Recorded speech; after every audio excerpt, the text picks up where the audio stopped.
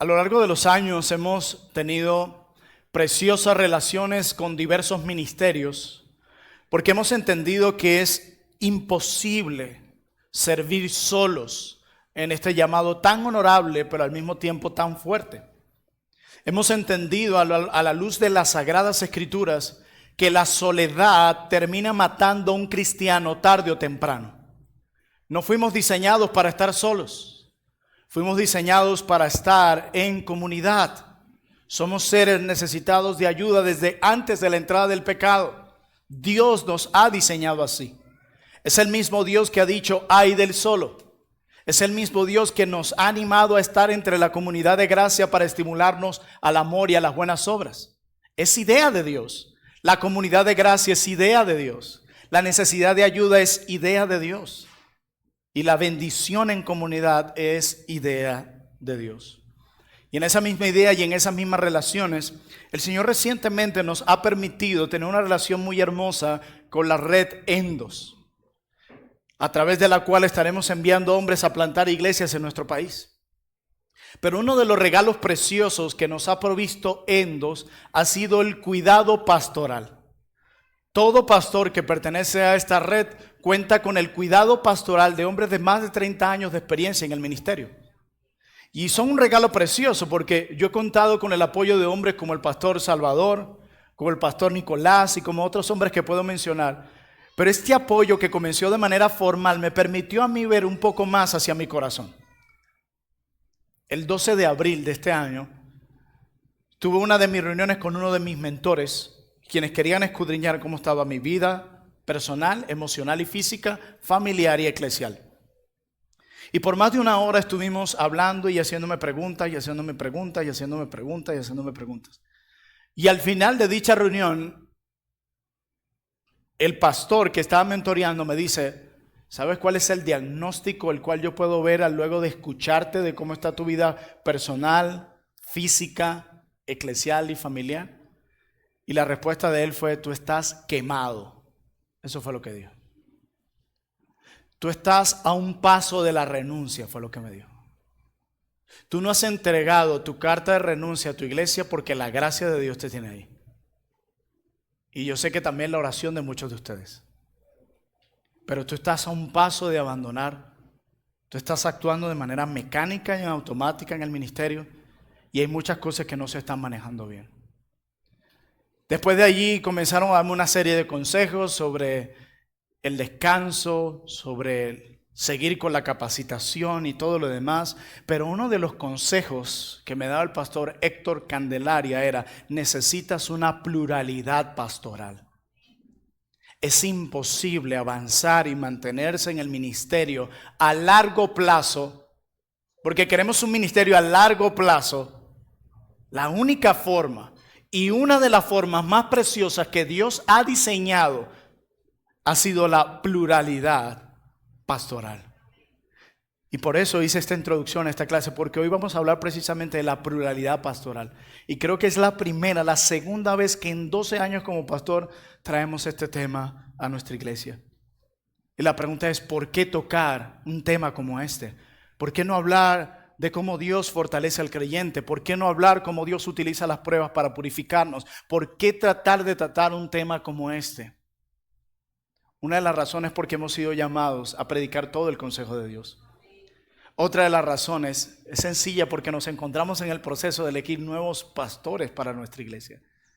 Pero quiero darte 4 razones esta mañana que puedan ayudarnos como iglesia local y a mí también a entender las bendiciones tan grandes que recibe no el pastor Plinio, las bendiciones tan grandes que recibe una iglesia local cuando camina hacia una pluralidad pastoral.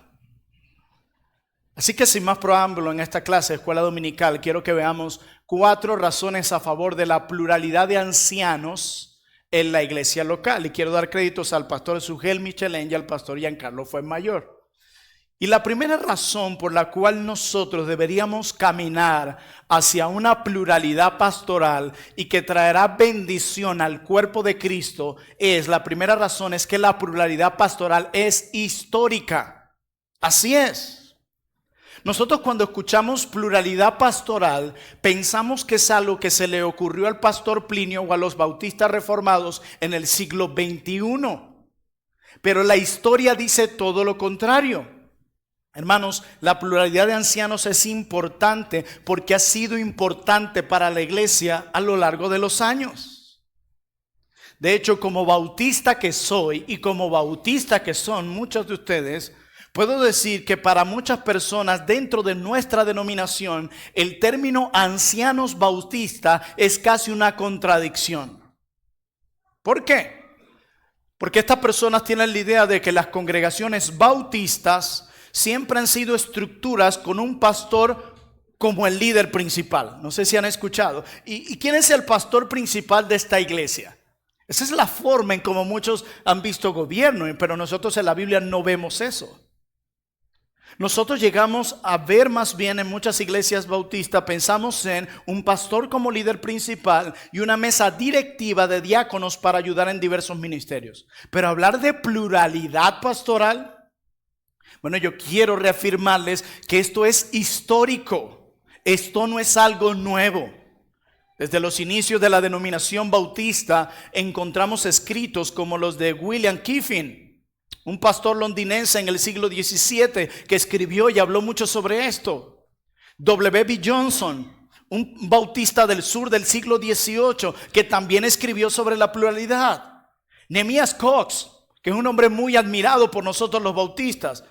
Benjamin Griffith, pastores del siglo XIX, que argumentaban a favor de la pluralidad pastoral en la congregación.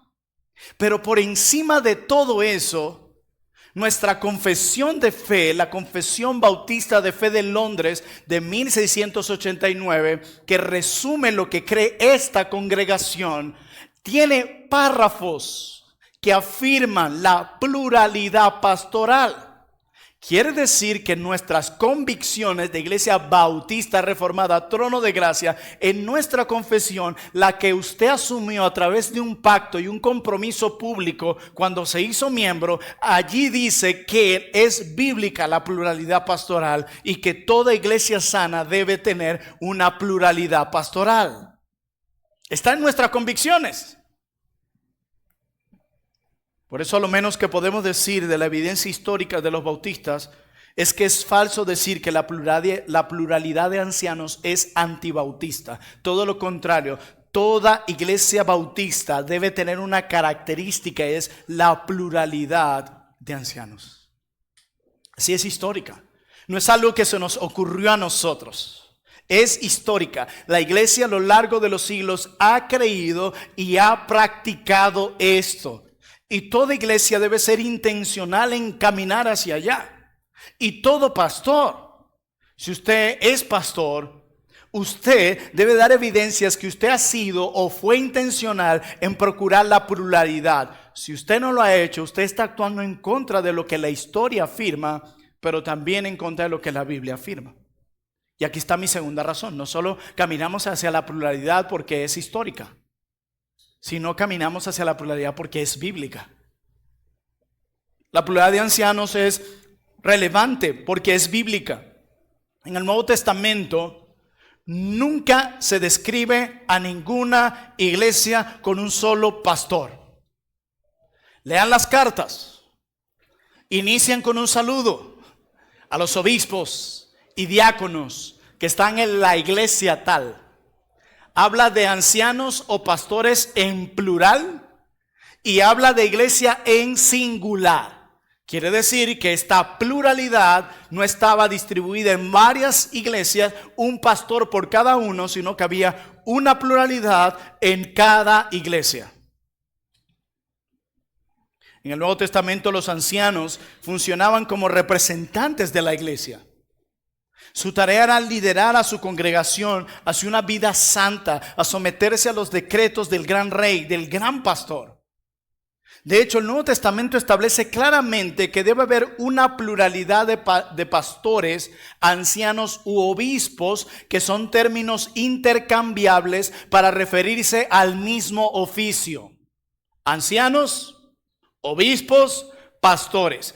Términos intercambiables para referirse al mismo oficio. Y siempre los vemos trabajando juntos en la iglesia local. La primera mención que se encuentra en la Biblia en el Nuevo Testamento de ancianos está en Hechos capítulo 11. Acompáñenme allá, por favor.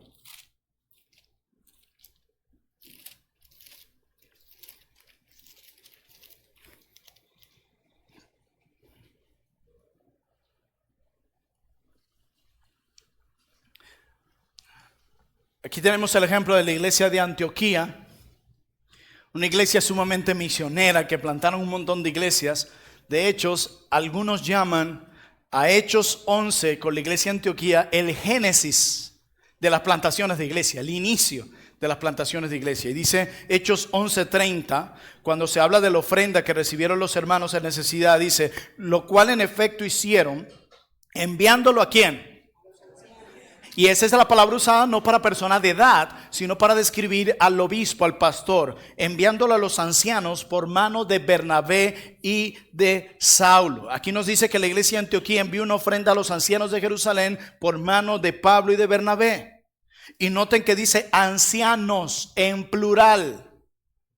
Más adelante usted va a Hechos 15 y aparece de nuevo los ancianos en plural en el contexto del concilio de Jerusalén. Nunca se usa de manera singular. Esa es la Biblia.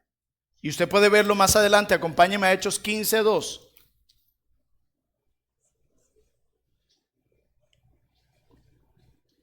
Como Pablo y Bernabé tuviesen una discusión y contienda no pequeña con ellos, se dispuso que subiesen Pablo y Bernabé a Jerusalén y algunos otros de ellos, los apóstoles, y a los que ancianos, para tratar esta cuestión. De nuevo está en plural. Vayamos a Filipenses, la carta de Pablo a los Filipenses. Filipenses capítulo 1. Dice la palabra de Dios, Pablo y Timoteo, siervos de Jesucristo, a todos los santos en Cristo Jesús que están en Filipos, una iglesia local, con los obispos, plural, y diáconos, plural. Nunca se piensa de manera singular. En 1 Timoteo 5:17 se habla de los ancianos en plural que gobiernen bien, plural.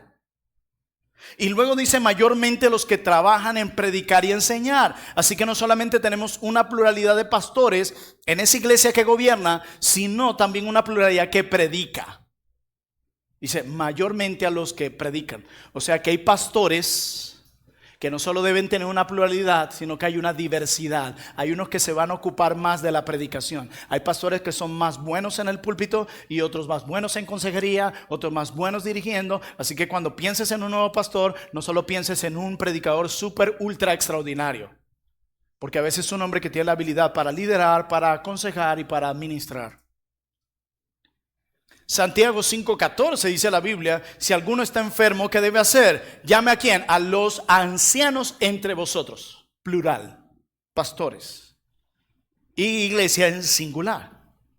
Cuando usted va a 1 de Pedro 5:1, dice Pedro, ruego a los ancianos que están entre ustedes, plural. La Biblia lo muestra así. Cuando hablamos de Hebreos 13:24, se nos exhorta a la iglesia a obedecer y a someterse a sus pastores. La iglesia tiene que saber que aquí no hay una especie de anarquía donde cada quien en la iglesia hace lo que le da la gana. Yo voy a iniciar esto, yo voy a iniciar este ministerio, yo voy a iniciar este proyecto. No, todo debe someterse a las autoridades de la iglesia local. Todo, si no estás actuando en rebeldía, eso lo dice la Biblia, a menos que lo que tu pastor te pide te esté llevando a pecar contra Dios. Pero si es algo sabio, bíblico, necesitas escuchar y obedecer. Eso dice mi Biblia.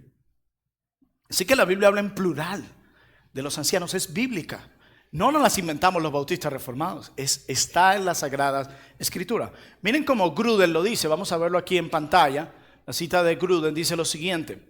En ningún pasaje leemos que una iglesia, no importa cuán pequeña fuera, tuviera solo un anciano. El modelo constante del Nuevo Testamento consiste en una pluralidad de ancianos en cada iglesia y en cada ciudad. Y noten lo que dice Gruden. Me encanta eso. No importa cuán pequeña fuera la iglesia. Porque a veces pensamos necesitamos pluralidad si la iglesia está creciendo, si la iglesia es grande. No, es que la pluralidad no la determina si hay pocos o muchos. Eso sería pragmatismo. No, la pluralidad es un mandato divino. La iglesia sea pequeña o grande, toda iglesia debe tener 2, 3, 4 pastores, así sean 10 personas nada más. No es el tamaño de la iglesia, como dice Gruden, lo que determina si obedecemos el mandato de tener muchos ancianos o de pocos ancianos. No es la cantidad. Y si es la cantidad, ¿cuánta es la cantidad? Es una locura. Comenzamos a enredarnos nosotros mismos en nuestra argumentación. No importa el tamaño, iglesia pequeña o grande, necesita haber más de un pastor. Y sigue diciendo, ahora luego añade aquí. Dice, en cada iglesia había ancianos que la gobiernan y cuidaban. Como dice Alexander Strauss, él dice, al nivel de la iglesia local, el Nuevo Testamento es un claro testimonio de un patrón constante de liderazgo pastoral compartido. Si pudiéramos subrayar esa palabra lo haríamos, compartido. Es decir, que el liderazgo de un grupo de ancianos es una sólida, no débil, sólida práctica bíblica. Las iglesias en el Nuevo Testamento lo practicaban sin importar el tamaño. No hay ni una página de la Biblia que presente a una iglesia con un solo pastor. Ni una. Un profesor mío en el seminario decía, una iglesia verdadera está compuesta por hombres y mujeres salvados por gracia y bautizados en nombre de la Trinidad. Es una iglesia verdadera. Pero una iglesia completa es una iglesia compuesta por hombres y mujeres salvados por gracia, bautizados en nombre de la Trinidad, que tiene pastores, plural, y diáconos. ¿Ves la diferencia? Una iglesia verdadera y completa. ¿Nosotros somos una iglesia verdadera? Sí. La membresía está compuesta no de incrédulos. Por eso hay que tener mucho cuidado a quienes metemos en los grupos discipulados, porque estamos como donde las iglesias donde venimos, que todo el mundo lo metían en el saco de cristiano. Y hay un problema serio cuando no podemos hacer esa diferencia. Enviamos un mensaje horrible a la gente que está llegando entre nosotros. No, nuestra membresía está compuesta por creyentes, arrepentidos, que han creído y han sido bautizados. Pero ¿será nuestra iglesia, de acuerdo a esta definición, una iglesia completa? Incompleta, porque no tiene sus pastores y sus diáconos como la Biblia lo establece.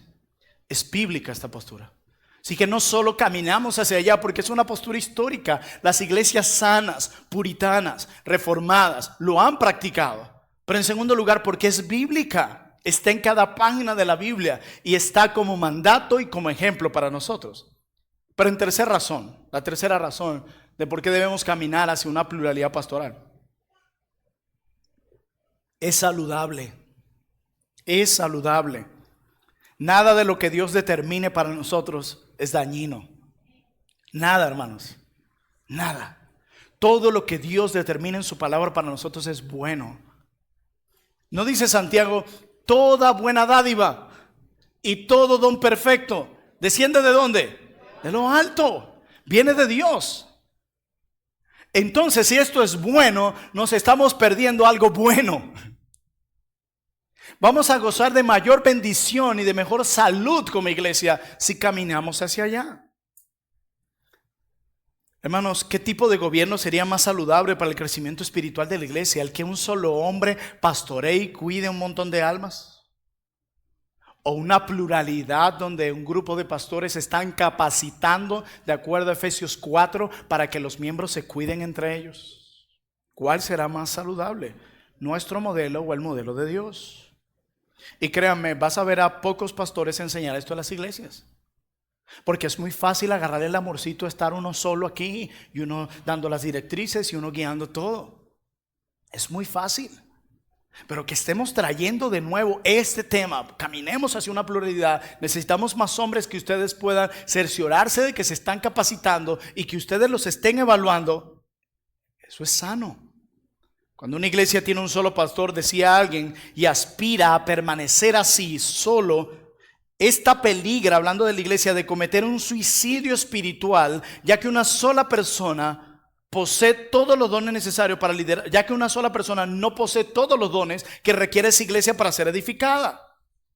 Cuando una iglesia decide tener un solo pastor como su líder, se está privando a sí misma de múltiples dones que pudieran ser manifestados al ordenar más ancianos. Plinio Rafael Orozco Rojano carece de muchas cosas y ha cometido muchos errores en su ministerio pastoral. Decía Brian Croft, el ministerio pastoral tiene más o menos este proceso. Del primer año al 5, terminas cayendo en cuenta que eres pastor. Del 5 al 10, te conviertes en pastor. Pero del 11 al 15, comienzas a arrepentirte de todo lo que hiciste los 10 años pasados como pastor. Y es cierto, porque yo también estoy en constante crecimiento. Pero yo carezco de muchos dones y habilidades. Que aquí hay hombres entre nosotros que tienen el llamado y los dones, pero nos estamos perdiendo de esas habilidades y dones, ustedes y yo, sencillamente porque queremos seguir con uno, o porque sencillamente ha sido difícil elegir otro.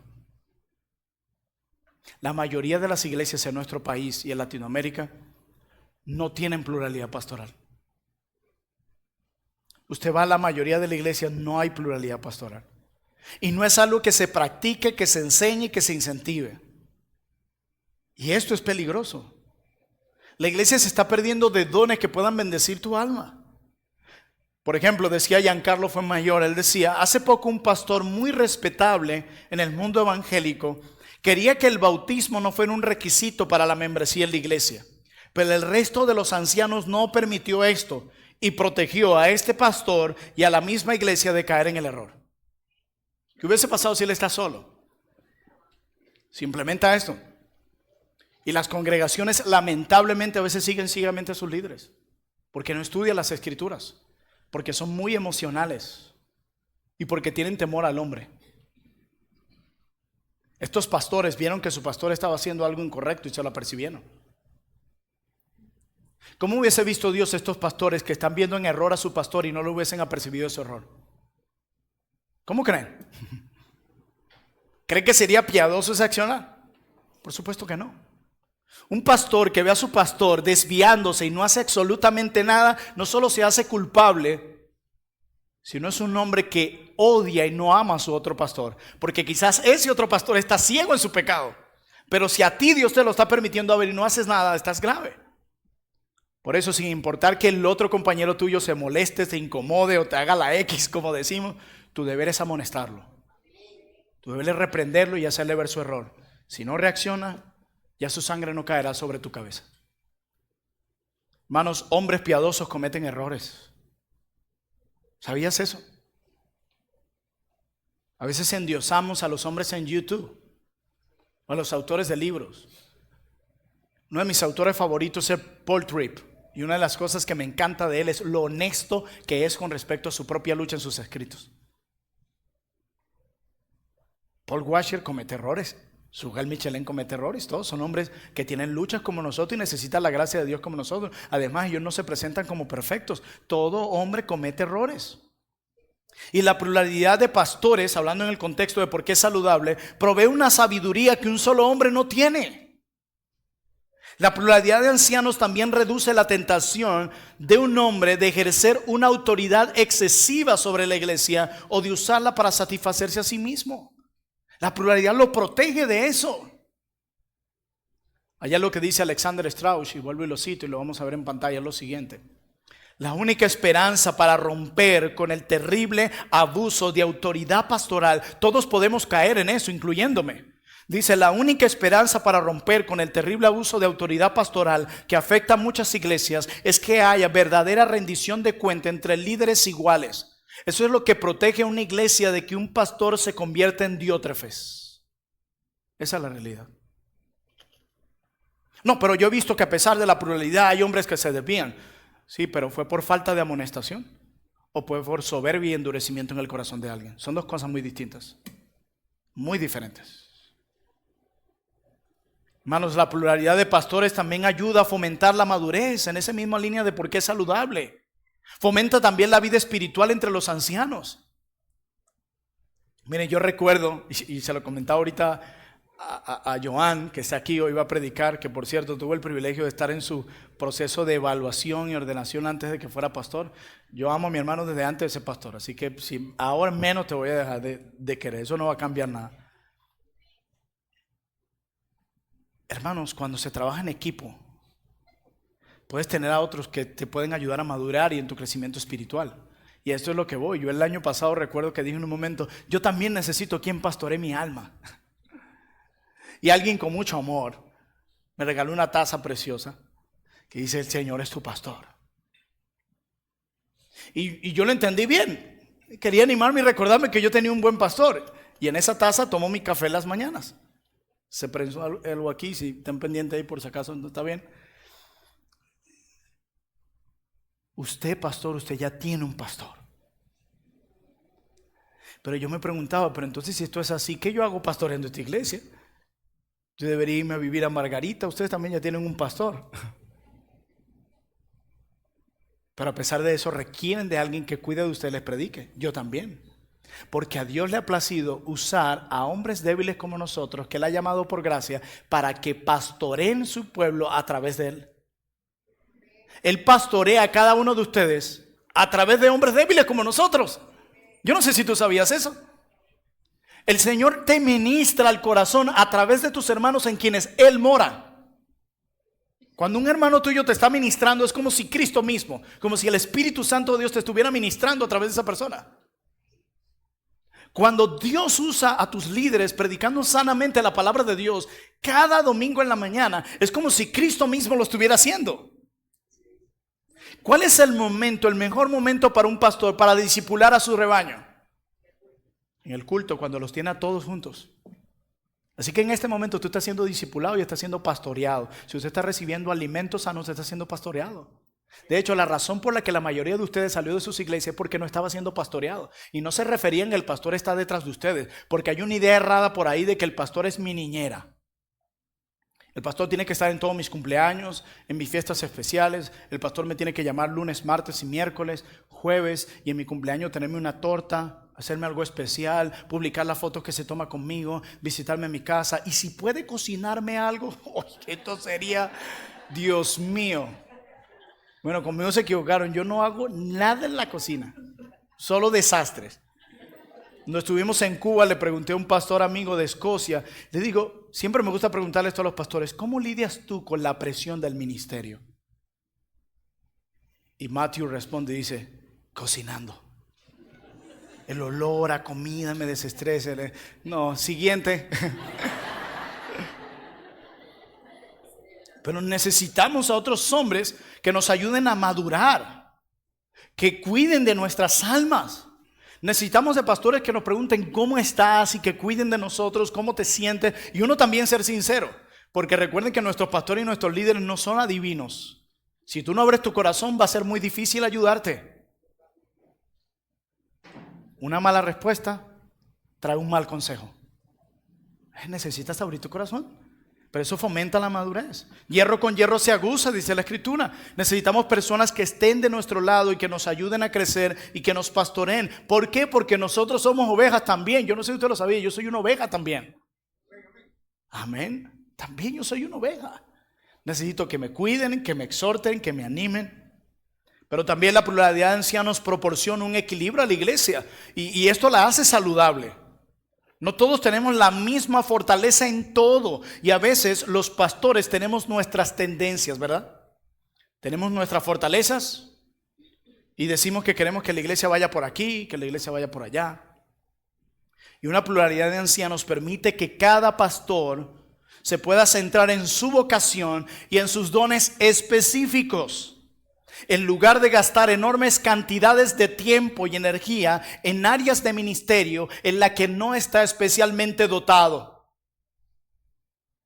Qué bueno es que uno pueda tener un consejo de pastores y uno diga, mira, tu don más fuerte es el de la predicación, decía Giancarlo Forbayor. Todos los pastores deben ser aptos para enseñar, ¿verdad que sí? Pero no todos tienen la misma capacidad para enseñar.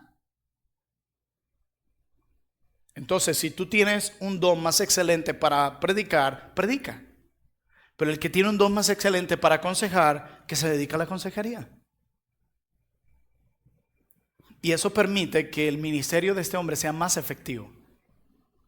Pero si este hombre está gastando todas sus energías y tiempo en un área en la que él no es muy bueno, la iglesia no va a ser edificada como Dios determinó que fuera edificada. Es como tratar de usar el pie para tomar el tenedor y comer. Sí, probablemente lo puedas hacer. Pero vas a ser más productivo cuando usas tu mano, que fue la que fue destinada para eso.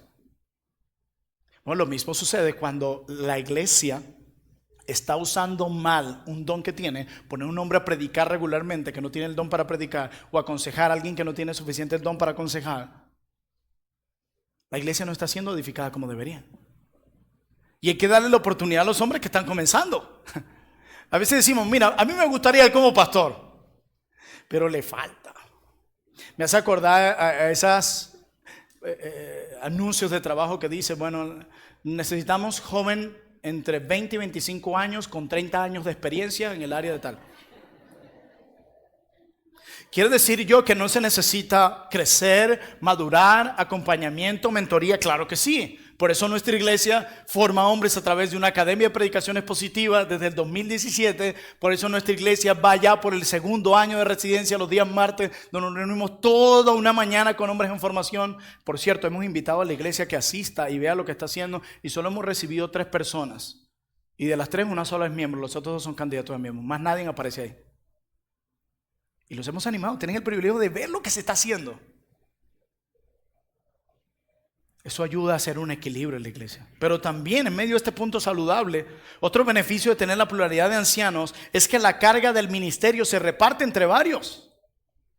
El cuidado de la iglesia a menudo es demasiado para que un solo hombre lo pueda manejar, y eso puede llevar a los pastores, y de hecho lleva a muchos pastores a la frustración y al agotamiento. Cuando a mí me dijeron el 12 de abril, tú estás quemado, tú estás a un paso de renunciar, yo pude entenderlo también. Toda la carga del ministerio la estoy llevando yo solo. La gente, todos quieren tener una consejería, todos quieren que los visitemos en la casa, en el hospital, que dirijamos funerales, que nos sentemos el domingo en la tarde con ellos. Pero es imposible que un solo hombre haga eso. Y menos ante 270 personas. Es imposible. Saquen la cuenta. Ni siquiera atendiendo a uno por día. Que me dedique de los 7 días de la semana, atender aunque sea a 1 o 2. Bueno, póngalo 2. Bueno, 3. Bueno, 4 por día. ¿No dan los números? No dan los números. Tendrían que ser como 9 días por día. ¿Sabes lo que es eso? Y solo estamos hablando de atender a la gente. No estamos hablando de preparar sermón. No estamos hablando de tu propio cuidado personal. No estamos hablando del tiempo con tu familia. No estamos hablando de tu descanso. No estamos hablando de tus vacaciones. No estamos hablando de la capacitación de hombres. No estamos hablando de nada de eso. Para un solo hombre. De hecho, en Estados Unidos, dice el pastor Giancarlo, dice, más de 50,000 pastores renuncian al ministerio cada año. Más de 50,000. ¿Tú sabes esa cifra? Si tú pudieras poner a esos 50,000 frente a ti y decir, todos ellos renunciaron este año. Y dice las estadísticas que la mayoría no es por pecado moral, por depresión. Y dice Giancarlo Fuenmayor, pastores que se queman en el ministerio. ¿Sabes que te digan? Aquí hay 50,000 hombres, todos ellos renunciaron este año porque se agotaron, no podían con la carga sola. Allí yo creo que la iglesia comenzaría a ver con más seriedad este asunto. Esposas de pastores que se sienten abandonadas.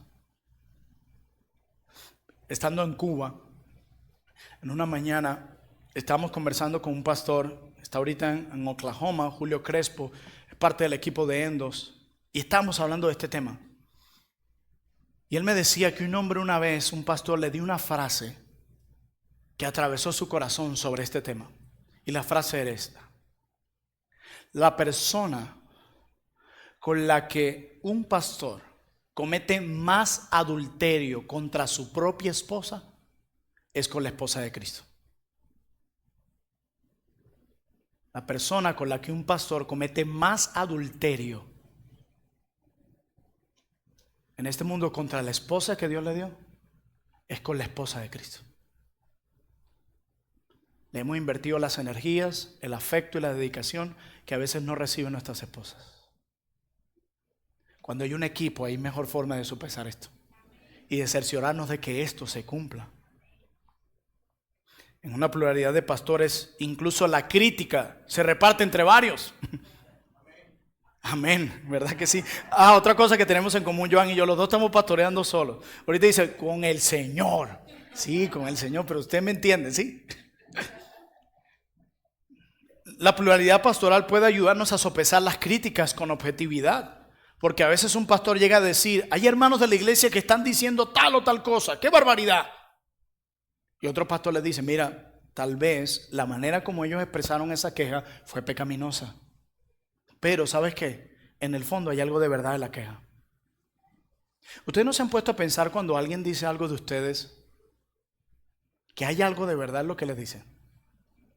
A veces hay que escuchar incluso a nuestros críticos.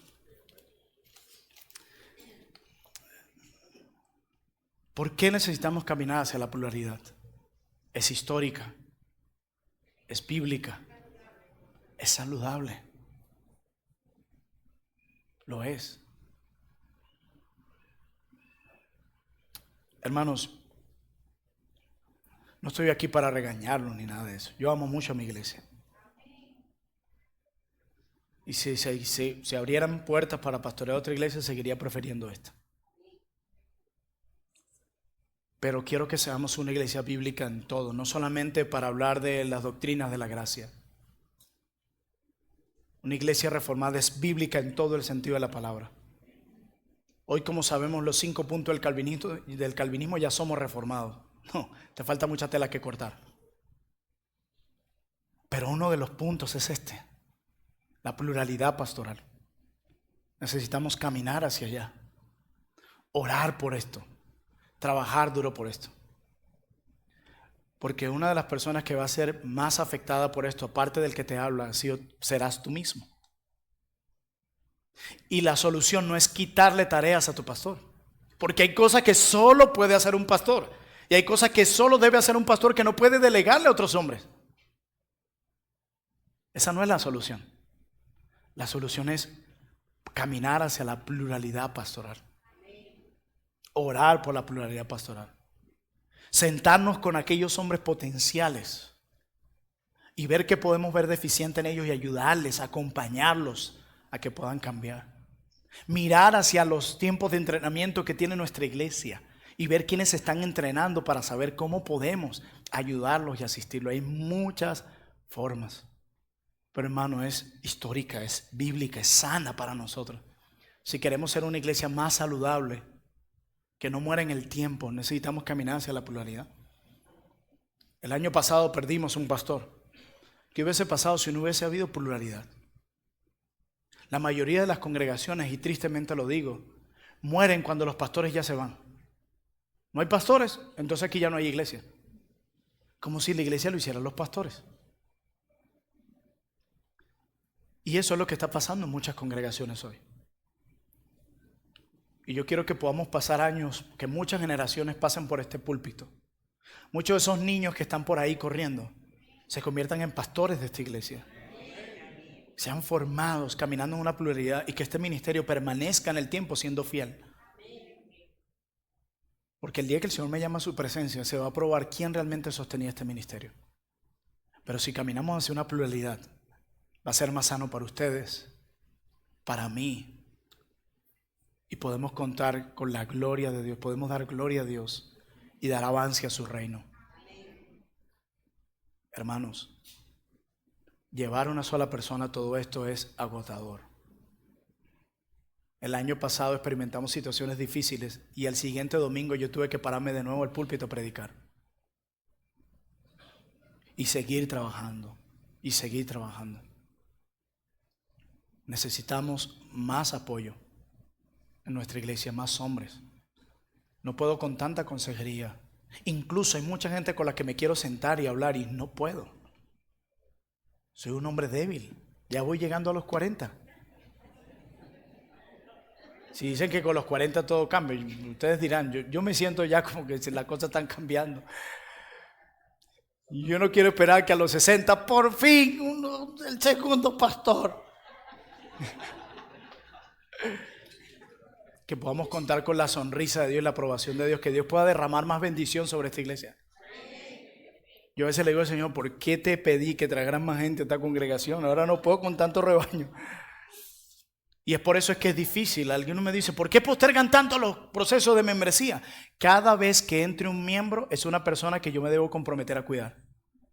¿Cómo hago? ¿Cómo hago?